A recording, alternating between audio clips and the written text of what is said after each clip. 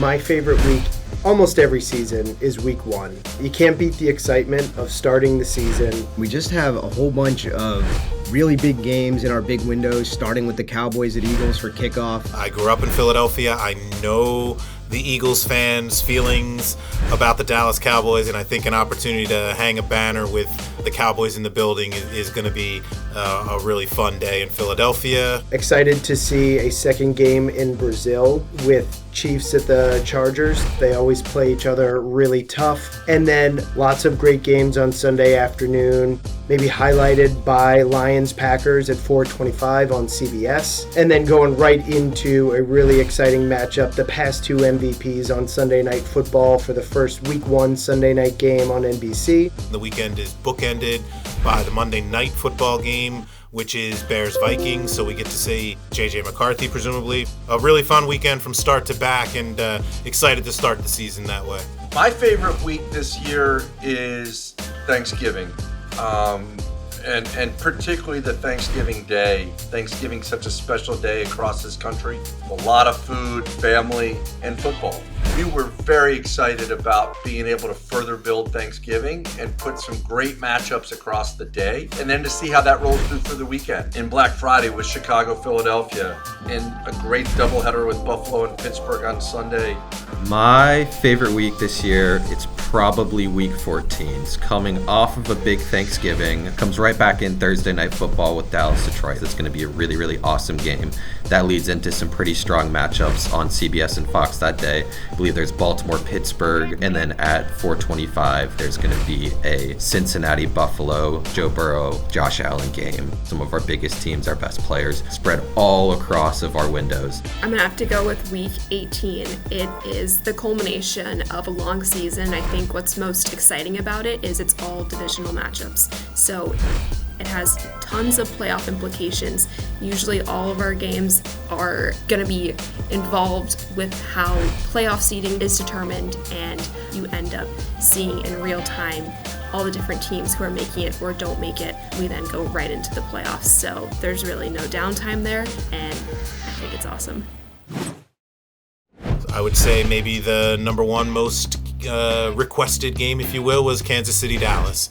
They only play each other once every 4 years, guaranteed, once every 8 in Dallas. So because the game was in Dallas, we had the opportunity to at least consider it for Thanksgiving. Those are two of what we call America's teams, in that they both get really, really high viewership. So having a matchup like that and placing it in a window like Thanksgiving where everyone's at home watching football, we think will draw in a lot of eyeballs. The two perhaps currently biggest brands, Patrick Mahomes, the Cowboys, just perennially audience drivers. I think, putting that game on Thanksgiving was huge and a big statement by us in a window that the Cowboys Thanksgiving game is always the most viewed game of the year. If both teams are healthy and competitive, could we get to 48, 49, 50 million viewers? Now you're talking about, AFC and NFC championship level viewership numbers for a regular season game. Unprecedented, and an opportunity to take the Ferrari out of the garage and try something maybe we hadn't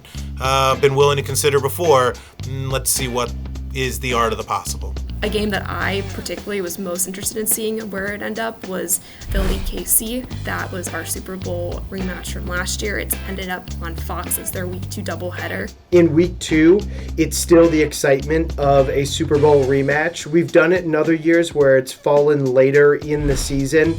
At that point, each team kind of has its own story for the current season. We like it in Week 2 because it really picks up from where we left off coming off of the Super Bowl. They played a great rematch a couple years ago on Monday Night Football, got almost 30 million viewers. That was later in the year. I really love the way it's placed in Week 2, and we just get out of the gates and a chance to see those two teams right away and see how they face off after having met in the Super Bowl. It would probably be Kansas City Buffalo. That is a game that they've met in the playoffs multiple times in the past few years. That is one that everyone was clamoring for. It's one of those huge matchups that has been big for us in the regular season, and then it becomes a huge playoff game. CBS, to continue the tradition of Buffalo and Kansas City and to be able to build and tell that story from the AFC as the home of the AFC. I think they're super excited. Similar to last year, we had it right in the middle of the season. It's back in week 9. It's on 425. There's no other games on CBS at the time. 100% of the country will be seeing this massive game, this kind of, Brady Manning-esque rivalry that's kind of developed. Right now, we have week 1, Pittsburgh and Jets. We don't know anything more than anyone else. Right now, it's Justin Fields coming back against his former team. We think a good chance that can get elevated into Aaron Rodgers coming back, playing against his old team. That's, I think, a pretty good revenge game. I mean, I always love KC Buffalo. It, to me, is really what sounds like a football game. Both those teams play each other really, really hard, and I think Josh Allen, at least, he's ready to come and prove Patrick Mahomes and the entire Chiefs team wrong. We've seen some incredible playoff games between those two teams, so I'm excited for that one. It's right in the middle of the season this year. Washington, Philly, the last time the Commanders saw the Eagles, they were getting blown out in the NFC Championship game. They went out and retooled and, adding Debo to that offense. Quarterbacks tend to get a little better in their second year than they were in their rookie year. Obviously, Jaden had a phenomenal rookie year, a Rookie of the Year season. One of the obvious revenge games is that Super Bowl rematch of Eagles-Chiefs. Last Super Bowl was not that close of a game in the second half. I think the Chiefs may be looking to prove something coming off of that game. Likewise, the Eagles want to solidify they are the reigning champs.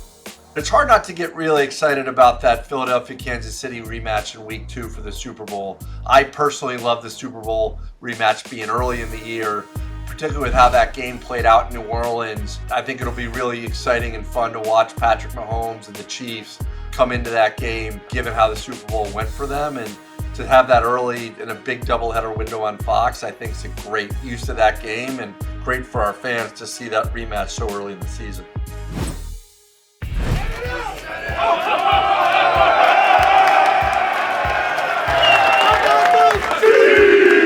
That's what I'm talking about, man. I don't know yet if we can officially call any team the team of Christmas, but last year at least we saw the Chiefs play a very fun game on Christmas, and this year we're hoping for the same.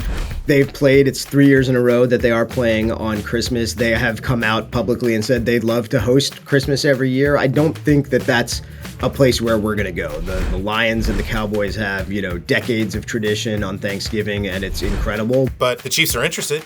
They certainly raised their hand. They volunteered. But, when we started with a Black Friday game, when we're now going to play 2 or 3 games on Christmas every year, I'm not sure we're going to commit necessarily to a site and make it an annual event. I think we're probably going to try to rotate that around a little bit. With the Thanksgiving night game and then Christmas, we have an opportunity to take those games to different markets every year. Obviously, right now, while the Chiefs are a dynasty and winning, every other Super Bowl, it seems, and have one of the all-time greats, it seems, quarterbacks, and certainly one of the all-time great coaches, it's real easy to slot them into a late-season national television window and feel confident that, the Chiefs are going to be relevant. The fans want to see the good teams play, and we know that our highest-profile windows are often going to be on these holidays. We think there's a lot of great clubs out there with great teams and great stories year to year. As we move forward, you'll see us continue to try to shuffle that out a little bit. I don't think you would expect to see us in the same teams in the same cities every year going forward.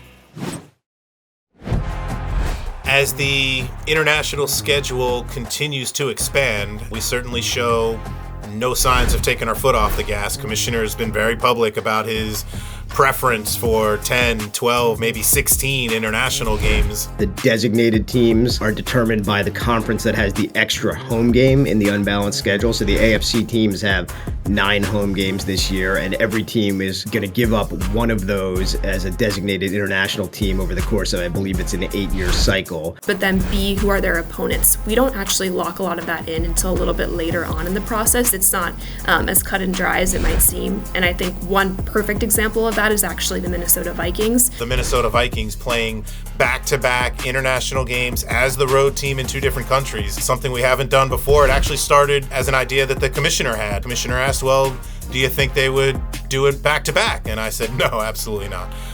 But I gave them a call, and they went from open-minded to willing to eager. They came back and said, look, we're willing to partner with you on this and let us be part of this, let us evolve and learn with you, and it was awesome.